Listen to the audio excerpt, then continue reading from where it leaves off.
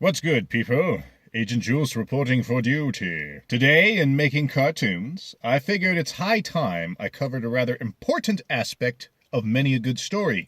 Villains! So, in this Speedpaint, I shall be introducing you to the villain in my adult cartoon, Meanie and Happyland. The Alpha and the Omega, the sun and the moon and the end of all time, the mad serpent herself, Shakura. As old as all the stars in the dark cosmos and every bit as powerful, Shakura is the sovereign deity of Gremmdahk, and has been so since any being, living or dead, has remembered. She also happens to be the mother of Adon.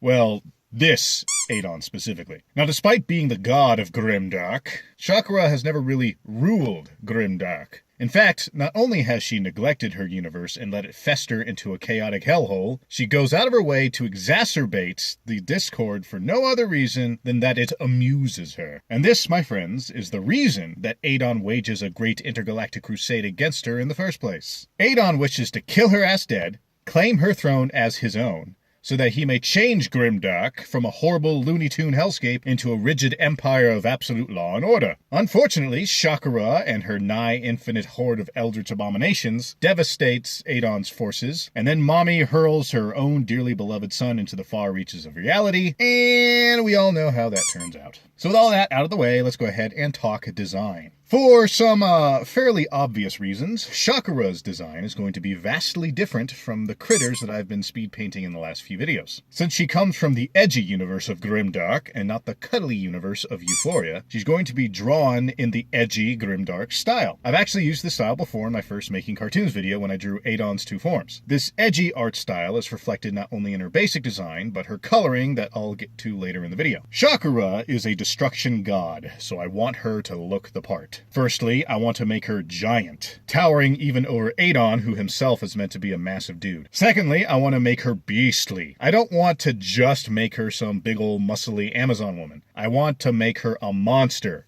with teeth, claws, muscles, and jaws, and all that noise. Thirdly, and this was briefly mentioned in the Adon speed paint I did a while ago, I want to make her look like she's not made of flesh and blood. In the lore of Meanie and Happyland, gods are supposed to look like they were made rather than born, like machines or living statues. It's a way of showing that they're so far separated from feeble, fleshy meat mortals that they don't even look like organic life forms. That's actually why Adon's arms are metallic. It's to show his partial godly lineage. In addition to making her monstrous, I want to show her bizarre personality in her body language, which you may have noticed took several attempts to get a pose I wanted to work with during the beginning with the gesture lines. Sometimes the artistic process is a whole lot of work for nothing. Anyway, I want her to not only look big and scary, but I want her to give off a sort of cheeky, manic vibe. And what I mean by that is, if I were to describe Shakura in one word, I would say that she is a troll.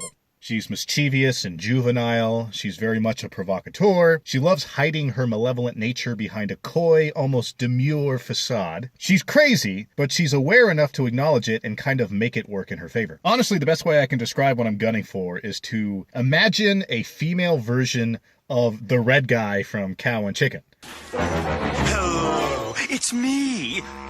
I just decided that things are going a bit too smoothly, and I'm gonna mess it up. Now, one of the challenges of developing Shakura's character is the fact that she's going to have very little screen time, at least at first. In the current pilot script I'm working on, she only shows up for like the first 5 minutes of what's supposed to be a standard 22-minute episode. And in that minuscule window, I need to give her a really memorable first impression. I want her to come across as an antagonist that's worthy of Adon's primary attention, and at the same time, as a unique personality that's intriguing to the audience. I don't want to just delegate her to the tired trope of being the big, unknowable, evil villain who's just there to be ominous and scary. That's a big reason why I wanted to give her that juvenile and bombastic personality. You know, I want her to be a little bit on the strange side so people at least want to know a little bit more about her. That being said, I do acknowledge the fire I'm playing with in making her a troll-like character, as such a thing can be read as shallow and even try-hard if done poorly. Add to the fact that I don't have much time to work with her introduction, and you see the challenge I have in making her a character that people want to watch on screen. This doesn't necessarily mean that I want people to like her.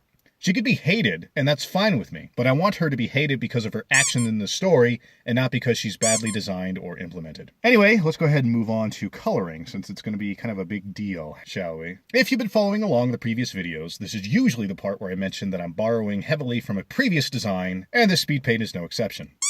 As you will see at some point in this video, Shakura's base color will borrow heavily from the first picture I made of her, but with some little tweaks. The two biggest tweaks come from some basic redesigns and from the addition of the edgy shading that all Gremmdahk characters possess.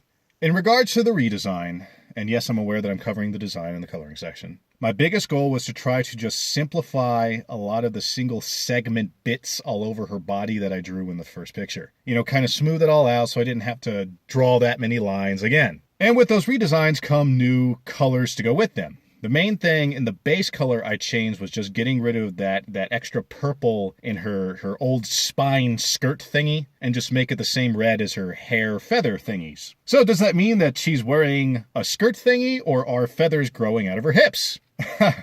Honestly, both and neither. I mean, if we're going to be technical, she's technically naked, because gods can manifest clothing and armor on their bodies in any way they see fit. So all those metal bits on her arms and shoulders and dirty pillows can be changed around however she wants. Anyway, back on track to coloring. With the addition to the edgy black shading, I took the opportunity to really think about not only her coloring, but also what material she might be made out of. The initial design philosophy was to make it seem like her darker parts were made out of obsidian. But as this speed paint progresses into the shading and lighting, I don't think it comes out reading as obsidian, more of just a really dark metal, which, you know, could still be cool. But the whole point of making her skin parts dark like obsidian was to make her look scary and to contrast with the bright and shiny silver and gold on her other parts, and of course with the crimson in her hair. Honestly, it's the same design philosophy with Adon. You know, he has dark skin, dark armor, and he has the shiny silver golden god limbs and the crimson hair, and the reason why I did that is because I think it has a good threatening aura to it. So, in summation, Shakura is an insane chaos god and needs to look the part. She's also meant to be more than just a big, bad, scary thing, so I want her to have a fun and engaging personality so that when she shows up on screen, it means something. Basically, I want this design to say, "Hello, it's me, the goddess of destruction, and whatever else I happen to be thinking of at the moment.